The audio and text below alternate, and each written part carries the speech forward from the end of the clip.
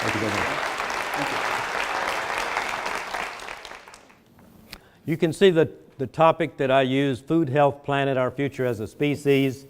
I've been using that as sort of a general guideline now for a number of years. And sometimes I use this title, the most important topic in the history of humanity. I spoke at Holy Cross not too long ago and used that title, and you might be wondering, what could that be? And by definition, I argue that what could be more important than the survival of the human species? And so tonight I'm going to cover a lot of information, much of which you've probably never heard before. I always try to interject hope along with reality, but I don't sugarcoat it. So therefore the warning, contents of this lecture may change your life forever, hopefully for the better, but I do think I'll be covering things you've not heard before. So let's start at the beginning. Earth, one small planet among billions of planets, and our galaxy, which is just one of billions of galaxies in the universe. Just kind of put it into perspective as to how unimportant we might be in the greater scheme of things. Life began on our little planet about 4 billion years ago. Humans emerged as a species about 200,000 years ago. One time, a couple of times to sixth grade classes, and I had to try to figure out how do I describe that so they can understand it.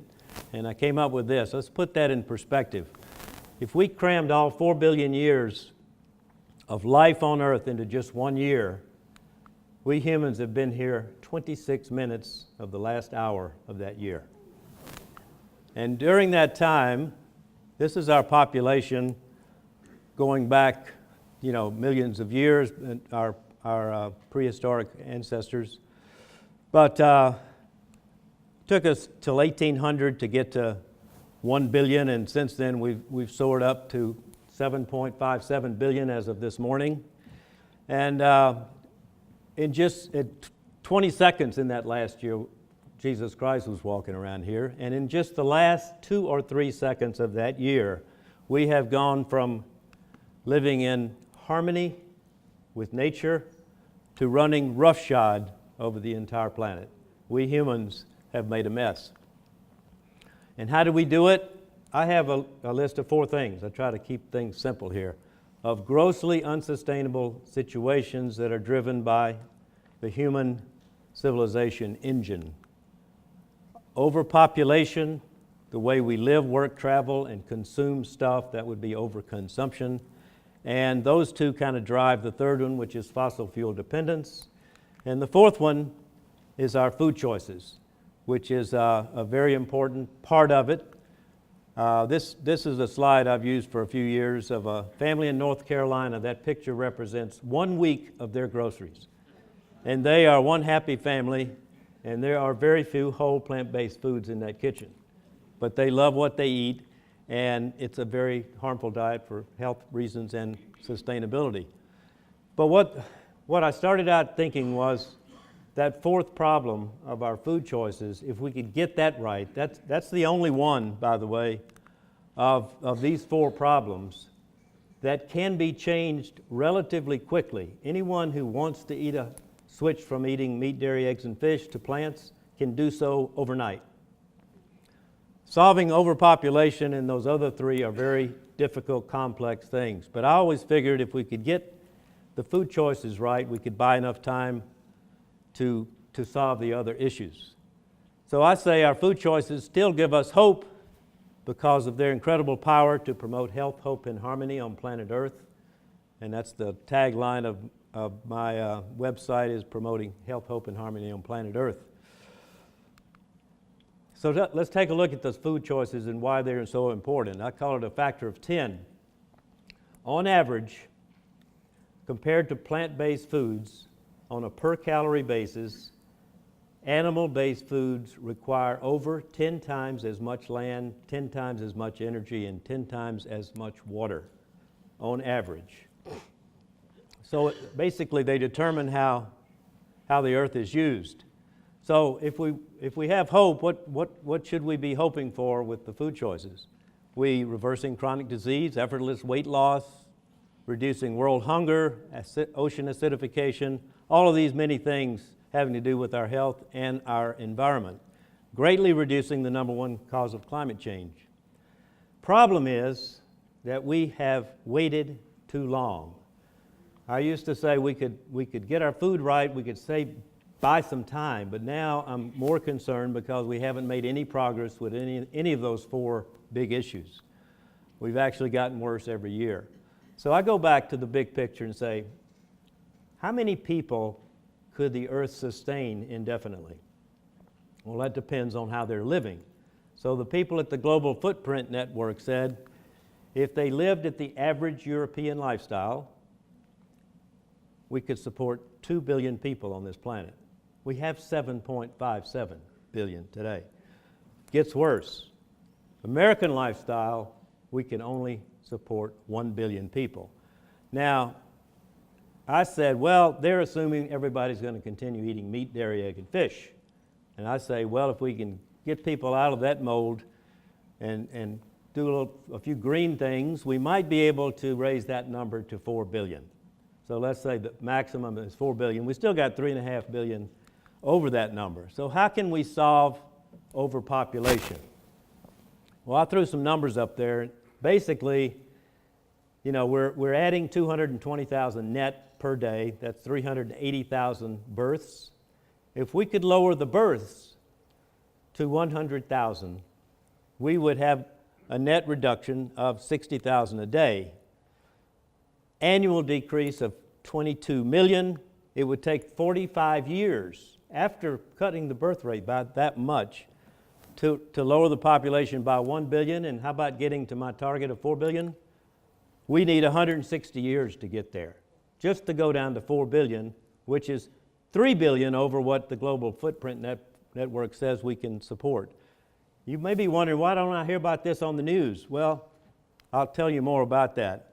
The details of this plan, that is above my job grade. It's going to involve a lot of serious discussion with the religions of the world and everybody else. Overconsumption. What we have now is a global economy based on maximizing the consumption in a world of finite resources. A third grader can figure out that that won't work forever. So we need a new economy based on sustainability, not just profits. The UN needs to develop some sustainability rules.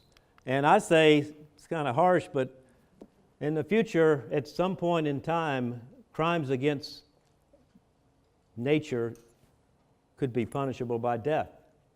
I mean, when you're thinking about it, we're really talking about killing our mother, and that's punishable by death, and our planet is our mother. New green cities all over the world. Details of that plan, also above my job grade. But I'm imagining kind of what needs to be done. I don't know how to do it. Now let's say those first two things were driving fossil fuels. 747, this is a long-haul flight. Each long-haul flight consumes 110 tons of jet fuel. How does that work out per passenger? Well, it's a number I can remember because that's a 747. How about 747 pounds of fuel for each long-haul flight? That just can't continue forever, and it's going up exponentially all the time. Fossil fuels will take care of itself if we learn how to live green. Sustainability rules will favor green energy. Rules will discourage foreign trade because of shipping. Air travel only permitted for emergencies. Green manufacturing and food production will be mostly local. Fossil fuel consumption expected to drop by 90%. That's my plan. How do I do that? Above my job grade. I got the numbers, but I don't have the solution. Have some ideas. Fossil fuel reduction, we're not doing so well there, right? Every single one of them is going up, skyrocketing up. The renewables are crawling along. They've had the greatest percent increase, but they're not getting the job done. Our food choices, back to food choices. Why so important? They determine how the earth is used. They have a huge impact on our health, and they're the number one driver of health care. Then I've got 4 or 5 things here that basically are related to the out-of-control growth of our civilized population, creates the driver of all of these things that affect our future and our environment. So back to the family in North Carolina. They're still eating the same way. And let's look at the whole world and what they've been eating up to 2000 something when this graph was made. And the projected for every single region of the world is skyrocketing. That brings up species extinction because we're taking away the habitat for a lot of the species that live here. This was in the UN report in 2010 that we are losing 150 to 200 species of some plant, insect, bird, or animal every day. 1,000 times the normal rate for extinction. Could humans become extinct? I guess that's one of the big questions for tonight. Let's take a look at history and science on that topic. First, a look at history. Everybody heard of Easter Island? Not too many. Easter Island was pretty much a laboratory on how humans can lose sight of the impact that their actions have on their environment. But this is what it looked like before humans arrived. Now, there was no one taking pictures then, but I got a picture that showed the lush tropical growth. It's a subtropical country, so that's kind of what it looked like. When the settlers showed up from the Polynesia in canoes, outrigger canoes, and settled there, 200 of them maybe, they grew to a population of 15,000 from 500 AD until about 1700, over 1,200 years. But after 1,200 years of human stewardship, here's what Easter Island looks like today. Their civilization collapsed, and they were on the verge of going extinct when the Dutch explorers discovered Easter Island on Easter Sunday. That's where it got its name, in 1722. And there's a lot you can learn about Easter Island. Just do some Googling and pull up articles, but basically, they didn't understand what their actions were doing to their mother, the island that gave them life. And it was only a 63 square mile island, smaller than Catalina off the coast of California. So let's take a look at the science. Big picture scientists particularly. Big picture scientists, there aren't that many of them because most scientists specialize in something. And few understand really the big picture of how all the sciences work together to ensure that we have life here. Most are paid, they're employees of some kind of conservative entity, and bold views can put careers at risk. So it's hard to find true big picture scientists to understand what do they think about the possibility that we could go extinct. I've got 6 people here I'm going to run through quickly. Jacques Cousteau, everybody's probably heard of him. French naval officer, explorer, filmmaker, innovator, scientist, highly respected.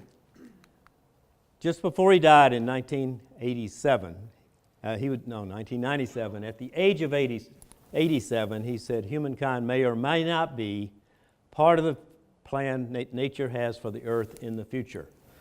Life will be reborn, but first the world as we know it will die." That's pretty grim. He didn't say that in public. He said that to Ted Turner, his good friend, and notice he said it just before he died. He died that same year. Frank Finner, you probably never heard of him. I hadn't either a year ago, but he is the lead dog here, F. Finner, on the project to wipe out smallpox on this planet. He's probably one of the most respected people in Australia, doctor, scientist, environmentalist, and he too said in 2010 at the age of 95, Homo sapiens will become extinct, perhaps within 100 years. It's an irreversible situation. I think it's too late. Then there's Peter Wadhams. He hasn't died yet. He's actually younger than I am. But he was a he is probably the most knowledgeable person in the world in oceanography and climatology. He's led over 40 expeditions in the Arctic, much of them under the Arctic, measuring the ice. And he's been at the University of Cambridge most of his career, except now that he's speaking out with statements like this, the IPCC, that's the Intergovernmental Panel on Climate Change, he says is guilty of conspiracy of complacency. They're not really telling us the extent of the problem we have with climate change, and our country is certainly not doing its part these days with our leadership. But he says our only chance is to begin urgently removing CO2 from the atmosphere. And we're going to have to figure a way to monetize that, maybe pay people to do that and sell the carbon that they bring down. But he's saying that there's a chance, but it's slim. Now, Stephen Emmott, you've probably not heard of. He manages computational science at Microsoft in the UK. He manages a team of young scientists, maybe 20 people, and they study trends of all things, all processes that affect our lives. I actually met Stephen Emmott in 2013. I think he could be one of the most informed people in the world, and I really consider him a big picture scientist. This was the last two sentences of his book. I'm not going to read that aloud, but you know what that last word is. And he doesn't see anything moving toward correcting the things that need to be corrected, like those list of 4 things that I had. This is one of my favorites. He's still alive at 98. James Lovelock, a true independent scientist, never had to be beholden to any corporation. He is famous for his Gaia theory, hypothesis, which postulates that the Earth functions as a self-regulating system. And how does that fit in with humans? Well, the one in the white in the middle, if the Earth improves as a result of our presence, we humans, then we will flourish. That's according to his Gaia theory. If it doesn't, then we will die off. I fear that not many of us will survive, at best about 1 million. Look him up. You can see his videos. He's a very charming man. Those are tough things to say and to hear, but I've got some hope in this talk, so don't give up on me yet. Most of you have heard of T. Colin Campbell if you've been hanging around with Shane Williams at all. I'm on T. Colin Campbell Board of Directors, have been for 6 years. This is his statement that I have basically based my whole 4-leaf philosophy on. The closer we get to eating a diet of whole plant-based foods, the better off we will be. And he also said in his book, Whole, second book, no less than our future as a species hangs in the balance. So he's really gotten into this overall sustainability concern that many of us have. By the way, of the 6 people that I just mentioned, those 6 scientists, Colin Campbell is the only one that I know of that does not have a locked brain when it comes to the protein myth. And the protein myth is the sincere belief that we humans actually need and must eat some animal protein to be healthy. And that simply is not true. And as a result, it prevents incredibly powerful plant-based solutions to our most urgent problems from even making it to the table for consideration. I think 90% of our best educated people in the world believe the protein myth, by the way. That's why this journey is so difficult for people like me and Shane. This is not a scientist, but you may have heard of him. He's kind of the most famous climate change guy in the world, or certainly in the United States. He teaches at Middlebury. He won the Gandhi Peace Award in 2013. He started 350.org, which is the level of 350 parts per million that we should never get above. Well, we're now at 415. But in April, even Bill McKibben, and basically I've never heard him say anything about food consumption affecting climate change, which makes me suspect of him. But here's a guy that spent his whole career talking about climate change, and now he's saying, to be entirely honest, we don't know for sure that we can slow down global warming enough to matter. We've waited a very long time to get started. I would argue we have not started. The data suggests we have not started. Look at it. 2010, it was up to 400. It's up to 410, 415 now, various places. Look at 350.org. 350 over there on the chart, that green line. We'd never been above this number for 650,000 years, and now we, boom, up here to over 400. This is a World Bank environmental specialist that I knew. He died actually in 2013, but he did some amazing work, and he concluded, he and his co-worker Jeff Anhang, that 51% of annual worldwide human-induced greenhouse gas emissions were driven by our food, our animal-based foods. And then in 2013, he updated his position saying we shouldn't just cut it back by 25%, we should try to cut it all out. There appears to be only one remaining pragmatic way to reverse climate change before it's too late, basically overhauling the food, agriculture, and forestry industry. Getting into the Arctic and sea ice. This is global sea ice extent, and this graph is made possible by the satellites that take pictures all the time, and they can measure the square miles that's out there. This is Arctic and Arctic combined, and you see what happened last year when this is 20, 30 years worth of, 40 years worth of data right here. Never kind of went through the same pattern. All of a sudden last year, look what it does. Look what it's doing this year.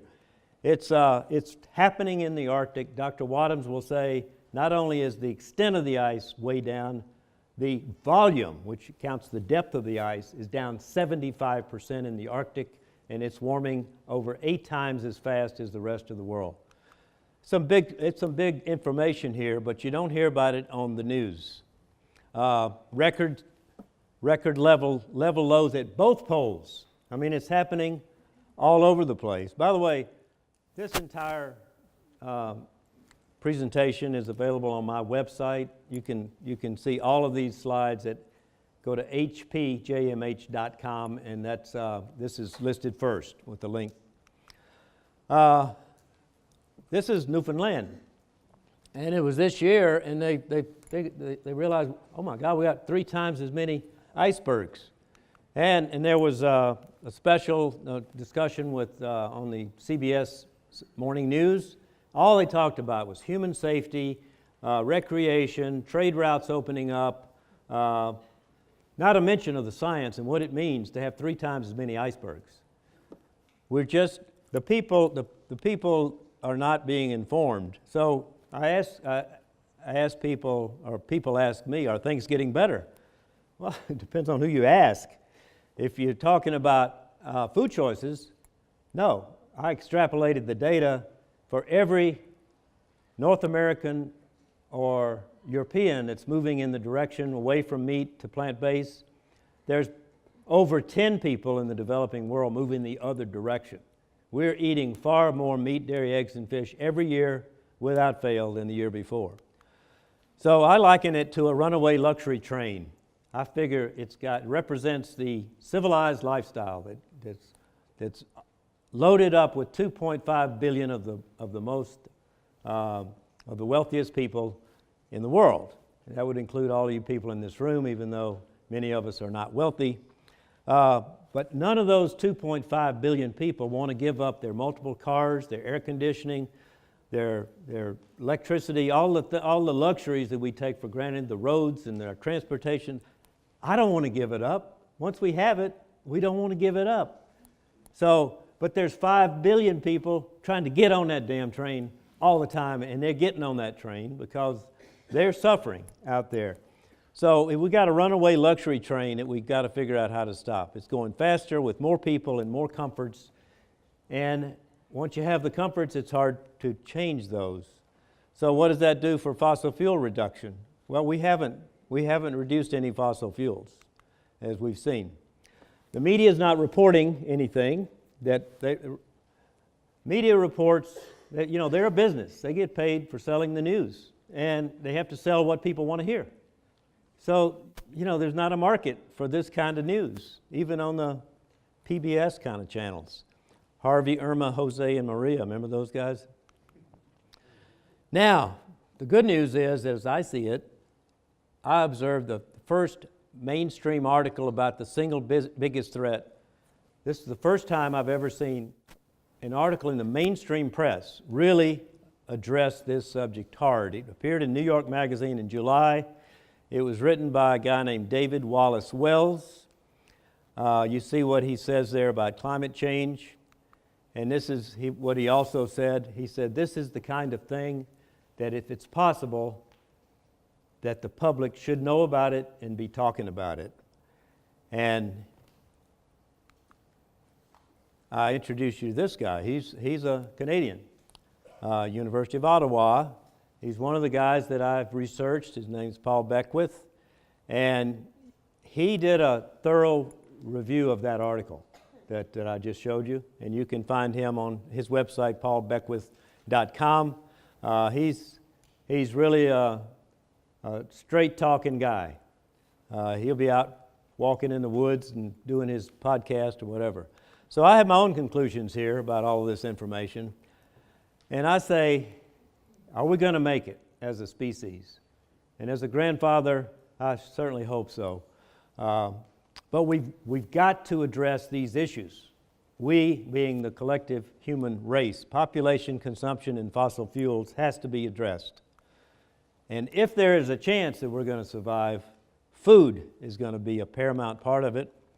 But I believe if we really got behind the food, we could move the needle in 5 years and start making some real progress. This is what Dr. Campbell said, and it's what I've based my four-leaf approach on. He said the closer we get to eating a diet of whole plant-based food, so I set the top bar at 80%, because if you talk about whole plant-based food, it doesn't include bread, doesn't include wine, doesn't include a lot of things that we eat that are not necessarily bad for us, but they're just not whole plants. So that's what we're trying to do here. And the one-leaf level, over 20%, eats 5 times as many whole plants as does the average American or Canadian. 2-leaf, 3-leaf. So we're focusing on what we do eat, not what we're trying to avoid. We're not telling people they got to become vegan. 95% of the world doesn't want to be vegan. They don't want to hear about it. So we got some implied wiggle room, and people seem to like that. Not necessarily vegetarian or vegan, but mostly. The 4-leaf survey, which you've got in your hands, there's 12 questions. 4 of them you can get positive points. The other 8 you can get 0 or negative points, and your net score enables us to estimate the percent of your calories that you get from whole plant-based foods. Oh, and I was going to tell you, I'm backing up here. I have been working with someone for 15 years, trying to help her understand the benefits of a whole food plant-based diet. During that time, she's gotten married, had babies, and that person called me and said she had just seen What the Health, a documentary, and it's all about food. And her husband, who is a hockey player, formerly lived in Canada, parents still live in Canada, and he wanted her to see that, and so now she called and said she's full on 4-leaf. I asked her to take the survey. She scored a 32, which is in the 4-leaf range, and it's my daughter, Diana Shuchuk.